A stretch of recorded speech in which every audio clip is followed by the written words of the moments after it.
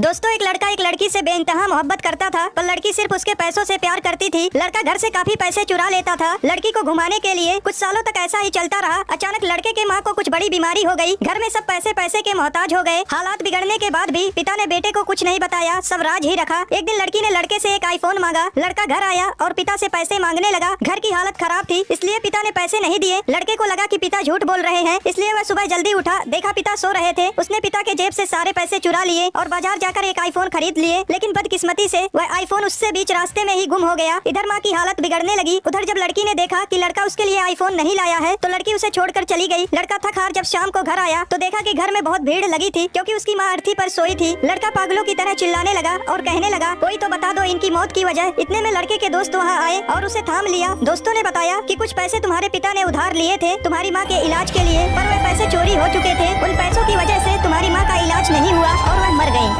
एक सेठ जरूरतमंदों की हमेशा मदद करता था। एक दिन अचानक किसी कारण सेठ का देहांत हो गया। सेठ की अर्थी को उसके परिवार वाले शमशान लेकर जा रहे थे, तभी एक आदमी ने उस अर्थी का एक पैर पकड़ लिया और बोला, मरने वाले इस सेठ ने मुझसे 2 लाख रुपए कर्ज लिए थे, इसलिए पहले मेरे पैसे दो, फिर मैं इसके अर्थी को शमशान ले जाने दूंगा। तमाम लोग यह तमाशा देख रहे थे। तभी सेठ के दोनों बेटों ने कहा, हम तुम्हारा कर्ज नहीं देंगे, पिताजी का कर्जा पिताजी जाने। सेठ की अर्थी को रुके हुए बहुत देर हो चुकी थी। तभी यह बात सेठ के बेटी तक पहुंच गई। उसकी बेटी भागी भागी अपने पिता के अर्थी के पास आई और उसके पास जितने भी पैसे और गहने थी सब आदमी के सामने रख दी और बोली, तुम यह सब रख लो और इनके अर्थी को जाने दो। आदमी बोला, बेटी यह सब अपने पास रखो, दरअसल मैं यहाँ 2 लाख रुपए लेने नहीं बल्कि 2 लाख रुपए देने आया हूँ, जो मैंने सेठ जी से 2 साल पहले उधार लिए थे। मैंने यह सब नाटक इसलिए किया ताकि यह पैसा उस व्यक्ति को मिले जो सेठ जी को वास्तव में प्यार करता था।